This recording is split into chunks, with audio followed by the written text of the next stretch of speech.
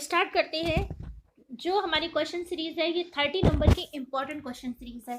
Okay, इस question series में चाहे आप यूपी बोर्ड का एग्जाम दे रहे हो, चाहे यूपी टेट दे रहे हो, सीटीएट दे रहे हो, कोई भी एनीवे आप एग्जाम दे रहे हो कंपटीशन का, तो लैंग्वेज के साथ लिटरेचर भी पूछा जाता है। तो लैंग्वेज के जबरदस्त 30 क्वेश्चंस के साथ हम अपनी सीरीज स्टार्ट करेंगे कि चाहे लेखपाल की परीक्षा होने वाली है, आपकी सीटीएट होने वाला, यूपी टेट होना, UP board high school inter की परीक्षाएं होने लगी हैं, तो सभी में ये आपको इम्पॉर्टेंट क्वेश्चन सीरीज रहेगी। तो देखते हैं। पहला क्वेश्चन है, प्रात्यहासिक में किस उपसर्ग का प्रयोग है? तो प्रात्यहासिक में प्रा, प्राग, प्राग, प्रगति, मतलब तो प्रात्यहासिक में जो है हम लोगों का ऑप्शन आएगा कि प्राग। जो हमारा ऑप्शन है वो प्राग सही है। और उसके बाद तुलसीदास किसकी कविता है? तो तुलसीदास जो है ये सूर्यकांत त्रिपाठी निराला की रचना है। ओके, नेक्स्ट है, बहिष्कार का संधि विच्छेद क्या है? बहिष्कार, ठीक है, ये व्यंजन संधि का है, तो बहिष्कार का संधि विच्छेद है बहि प्लस का। ओके, बहिष्कार। नेक्स्ट है कि वैदेही वनवास किसकी रचना है? वैदेही वनवास बहुत फेमस रचना है और ये जो है अयोध्या सिंह उपाध्याय हरिऔध की रचना है। ओके, इनकी पवन दूतिका भी रचना है। ठीक है, नेक्स्ट है, निम्नलिखित में से पुल्लिंग शब्द का चयन कीजिए। तो पुल्लिंग और स्त्रीलिंग जब देखना हो तो नॉन लिविंग में पहचानना दिक्कत होती है। ठीक है, तो उसके लिए हम वाक्य प्रयोग करके देख ले, जैसे पहिया टूट गया, ठीक है, लिखावट अच्छी है, मझधार में डूब गया, तो पुल्लिंग शब्द क्या है? पहिया टूट गया। ओके, नेक्स्ट स्टार्ट करते हैं। तो अब नेक्स्ट क्वेश्चन में एक हम लोगों को पैराग्राफ दिया जाता है। पैराग्राफ से क्वेश्चन अगर आपको नहीं आते तब भी आप छाड़ सकते हैं आसानी से। कैसे? मतलब वो शब्द आप देख लीजिए कि उसमें लाइन में दिया है, वही आपका आंसर मोस्टली सही हो जाता है अधिकतर। आत्मविश्वास विषय की अच्छी पकड़ और प्रभावशाली भाषा में अपने विचारों और भावनाओं को व्यक्त करना ही संप्रेषण है, जो निरंतर अभ्यास से निखारी जा सकती है। एक दिन में कोई अच्छा वक्ता नहीं बन सकता तथा भाषा पर अनायासी किसी की पकड़ नहीं हो पाती। इसी अभ्यास से स्वामी विवेकानंद ने जिस संप्रेषण कला का विकास किया था, उसने विश्व धर्म सम्मेलन में लाखों अमेरिका निवासियों को चकित और मोहित कर दिया था। ये आपका पैराग्राफ है। पैराग्राफ आपको बहुत आराम से पढ़ना है। अब पहला क्वेश्चन पैराग्राफ से हमारा क्या आया है? संप्रेषण कला क्या नहीं है? नहीं है पूछा है, जबकि उसने पहले ही कह दिया था कि नहीं का बहुत ध्यान रखिएगा। क्वेश्चन में नहीं इसीलिए दिया जाता है कि आप थोड़ा कंफ्यूज हो जाएं। प्रभावशाली भाषा संप्रेषण में होना चाहिए, आत्मविश्वास ये भी होना चाहिए, विचार और भावनाएं ही व्यक्त होती हैं। तो राइट ऑप्शन हमारा क्या नहीं है? अलंकरण नहीं है। अलंकरण माने होता है सजावट। नेक्स्ट क्वेश्चन, संप्रेषण कला का विकास किससे होता है? अभी उसने कहा कि संप्रेषण कला जो है वो अभ्यास से निखरती है। ओके, तो राइट ऑप्शन अभ्यास। नेक्स्ट है, निम्नलिखित में कौन संयुक्त व्यंजन सा नहीं है? फिर देखिए, नहीं नहीं पूछना बड़ा फेवरेट होता है कि क्या नहीं है। तो संयुक्त व्यंजन क्या होते हैं? जो दो अक्षरों को मिला के बने, जैसे त्रा, ता और रा को मिला के बना है, छा, का और शा को मिला के बनाए, ज्ञा, इया और जा को। तो या जो है हम लोगों का राइट ऑप्शन है कि ये संयुक्त व्यंजन नहीं है। फिर है, मृत्युंजय पद में कौन सा समास है? Very important. और ये याद है कि बहुब्रीही समास बहुत पूछा जाता है। मृत्युंजय पद, तो ये हमारा राइट ऑप्शन बहुब्रीही समास। ओके, मतलब ये ध्यान रखिए कि अगर कोई भी ईश्वर के नाम है, भगवान के नाम है, तो वो सब हमारे बहुब्रीही समास में आते हैं। एग्जैक्टली पहचानने का तरीका। नेक्स्ट है, अलंकार में किस उपसर्ग का प्रयोग हुआ है? अलम प्लस कार। तो अलम हमें मिल गया, अलंकार दो शब्दों से मिलकर बनता है, अलम प्लस कार। तो अलम हमारे ऑप्शन में 4th नंबर पे है, राइट ऑप्शन। ओके, फिर नेक्स्ट है, ये पुस्तक किसकी है? इसमें रेखांकित शब्द का पद परिचय। पद परिचय का मतलब होता है कि हम उसके बारे में बताएं कि उसमें क्या सरनाम है, क्या संज्ञा है। तो ये पुस्तक किसकी है? ये हमारा है सर्वनामिक विशेषण है। जब किसी संज्ञा से पहले अगर सरनाम आ जाए तो वहां पर सर्वनामिक विशेषण हो जाता है कि पुस्तक विशेष एक वचन स्त्रीलिंग। राइट ऑप्शन हमारा 2 हो जाएगा कि सर्वनामिक विशेषण है, पुस्तक विशेष है, एक वचन है, स्त्रीलिंग है। ओके, नेक्स्ट है विश्लेषण शब्द का विलोम क्या होगा। सबसे बड़ी समस्या आती है विलोम याद करने की, तो विलोम याद करने से अच्छा है कि हम तरीका समझ लें, ट्रिक समझ लें। विश्लेषण दिया है तो आप इसी से मिलता जुलता शब्द देखिए, कहीं आपके चारों ऑप्शन में लिखा है, यस ऑफ कोर्स संश्लेषण लिखा है, सेम। तो राइट ऑप्शन हमारा विश्लेषण का विलोम संश्लेषण होगा। ओके, नेक्स्ट है जिनका उच्चारण ऊपर के दांतों पर जीभ लगाने से होता है उसे क्या कहते हैं। सिंपल, जीभ से दांत पे जो उच्चारण होगा दंतव्य मतलब दंत्य होगा। ओके, नेक्स्ट ऑप्शन है निम्नलिखित में से ऊष्म व्यंजन कौन से हैं। जानते हैं कि हमारी वर्णमाला जो है वो स्वर व्यंजन, ऊष्म, अंतस्थ व्यंजनों में बटी हुई है। तो अंतस्थ व्यंजन वो होते हैं जो अंत में आए, जैसे या, रा, ला, वा, ये हमारे अंतस्थ है। और पूछा क्या है इसने, ऊष्म व्यंजन, तो ऊष्म व्यंजन हमारी क्या होंगे, शा, शा और हा भी होता है। ओके, नेक्स्ट क्वेश्चन पे आते हैं।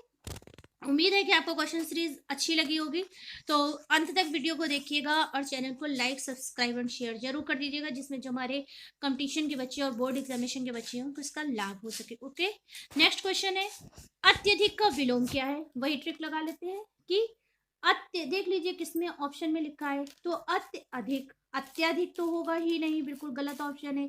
अनगिनत भी नहीं होगा, तो ऑप्शन हमारा क्या होगा, अत्यधिक का अत्य अल्प, राइट ऑप्शन। तो नेक्स्ट हम देखते हैं कि नेक्स्ट है रित का विलोम क्या है।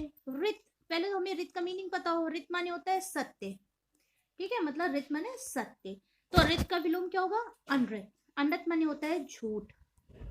ओके, तो रित का विलोम होगा सत्य। और एक मोस्ट इंपॉर्टेंट है वक्र, भी बहुत पूछा जाता है, तो वक्र माने होता है टेढ़ा, ठीक है, टेढ़ा। और रिज माने होता है सीधा। ओके, तो याद रखिएगा रित का जो विलोम है वो अनृत होगा और वक्र का विलोम जो होता है वो रिज होता है। फिर संकल्प शब्द में उपसर्ग बताइए, तो संकल्प शब्द में उपसर्ग जो है वो सम होगा।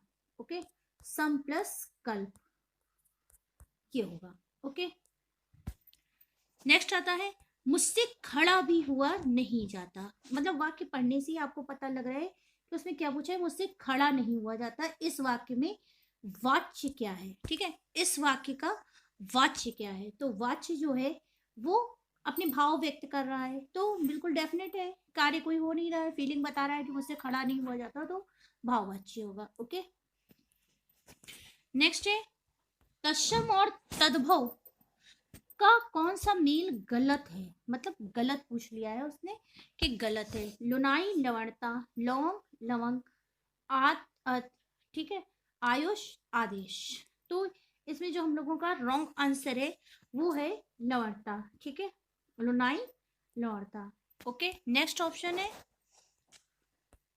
50 नंबर क्वेश्चन है लेखक और उसकी रचना का कौन सा जोड़ा गलत है।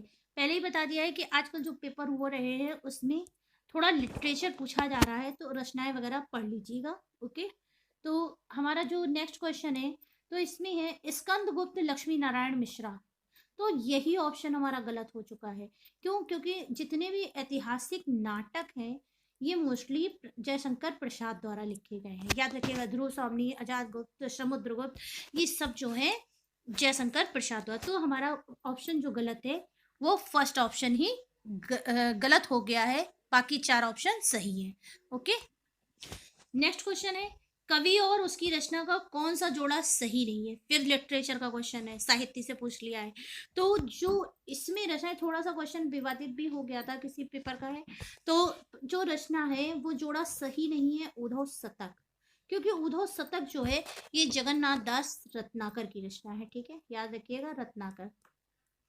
नेक्स्ट है लेखक और उसकी कृति के युग में कौन सा गलत है। फिर साहित्य से ही क्वेश्चन है, तो हम लोगों का ऑप्शन जो है कौन सा युग गलत है, तो दर्शन दिग्दर्शन जो है ये रामचंद्र शुक्ल की रचना नहीं है। बाकी सारे ऑप्शन आपके सही हैं। वोल्गा से गंगा, राहुल से कृत्यायन की है, सूरज का 7वां घोड़ा, धर्मी भारती की। नेक्स्ट क्वेश्चन है, विराम चिन्ह की दृष्टि से कौन सा वाक्य अशुद्ध है? विराम चिन्ह मतलब पंचुएशन।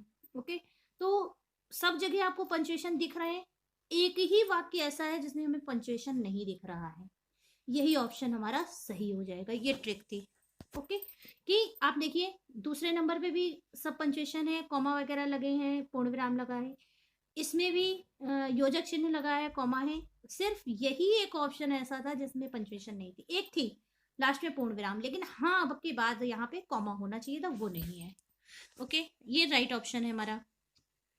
नेक्स्ट आते हैं, कौन सा शब्द भिन्न अर्थ और प्रकृति का है? मतलब इसमें से 3 समानार्थी हैं, एक अर्थ अलग है, तो जो अलग है वो अधुनातन है। अधुनातन माने होता है आधुनिक, बाकी सब सनातन, चिरंतर, शाश्वत, इनके सबके अर्थ होते हैं लगातार या निरंतर। नेक्स्ट है, अर्वाचीन शब्द का विलोम। विलोम के लिए वही ट्रिक, जैसा इसका अक्षर लिखा है ऐसा ही हमारे ऑप्शन में कहीं लिखा हो तो वही सही हो जाएगा। तो देखिए इसमें अर्वाचीन और इसमें चीन, प्राचीन, राइट ऑप्शन। विलोम रटे नहीं जा सकते, शब्द की समानता को आप मिला लीजिए, उसी से आपका ऑप्शन सही हो जाएगा। ओके, फिर है, व्याकरण की दृष्टि से कौन सा शब्द अशुद्ध है? अशुद्ध मतलब गलत लिखा हुआ है, तो विभीषण राइट है, गृहिणी राइट है, जगत गुरु राइट है। ओके, तो ऑप्शन हमारा गलत है विरहिणी। इसमें जैसे गृहिणी में हा की मात्रा है, ऐसे ही विरहिणी में भी हा की मात्रा होगी। ओके, नेक्स्ट क्वेश्चन है 57, निम्नलिखित में कौन सा युग्म गलत है? तो युग्म गलत, इसमें ही मुहावरे दिए हैं, मुट्ठी गर्म करना, रिश्वत देना राइट आंसर, लुटिया डुबोना, सारा काम चौपट करना, सब्ज भाग दिखलाना, हरा भरा करना गलत, मतलब उसके मोल तोल बता देना, माई का लाल साहसी वे। तो यही ऑप्शन जो हमारा था यही गलत था। ओके, तो ये ऑप्शन हमारा राइट हो जाएगा क्वेश्चन के अकॉर्डिंग। नेक्स्ट क्वेश्चन है, मेरी भव बाधा हरो, राधा नागर सोए, या तन की झाई परे, श्याम हरत दुत हुए। मतलब इसमें राधा के जो है कई अर्थ दिए गए हैं, तो जब किसी भी अलंकार में एक शब्द कई अर्थ आते हैं तो यहाँ पर श्लेष अलंकार होता है। ओके, तो यहाँ पे हम लोगों का श्लेष अलंकार राइट ऑप्शन हो जाएगा। नेक्स्ट, गौशाला में कौन सा समास है? ओके, गौशाला, साला माने होता है घर, गौ माने गाय, तो गाय की घर या गाय के रहने का स्थान। तो सिंपल है, बहुब्रीहि में आपको हमने अभी पहले ही बता दिया कि भगवान के नाम होते हैं, द्वंद्व में योजक चिन्ह आपको लगा हुआ मिलेगा, और दिगु में पहला शब्द संख्यावाचक। तो यही ऑप्शन बचता है, तो ये राइट ऑप्शन तत्पुरुष समास, मतलब गायों का घर या गायों की शाला। नेक्स्ट, देशभक्ति में कौन सा समास है? तो देशभक्ति मतलब देश की भक्ति करना, सिंपल वही हमारा तरीका। द्वंद्व में होगा ही नहीं, क्योंकि द्वंद्व में क्या होता है, हाइफन चिन्ह होता है। कर्मधाराएं में विशेषण विशेष ये भी नहीं होगा, दिगु में संख्या ये भी नहीं होगा, राइट ऑप्शन तत्पुरुष समास। ओके, उम्मीद करते हैं कि आप लोगों को क्वेश्चन सीरीज अच्छी लगी होगी, और ये आपके किसी भी प्रतियोगी और एग्जाम में सभी के लिए आती है, तो उम्मीद है तो आप लोग वीडियो में अंत तक बने रहे, इसके लिए आपका धन्यवाद। और नेक्स्ट वीडियो में हम फिर मिलेंगे क्वेश्चन सीरीज के साथ, अपनी संस्कृत के जबरदस्त 20 क्वेश्चन के साथ।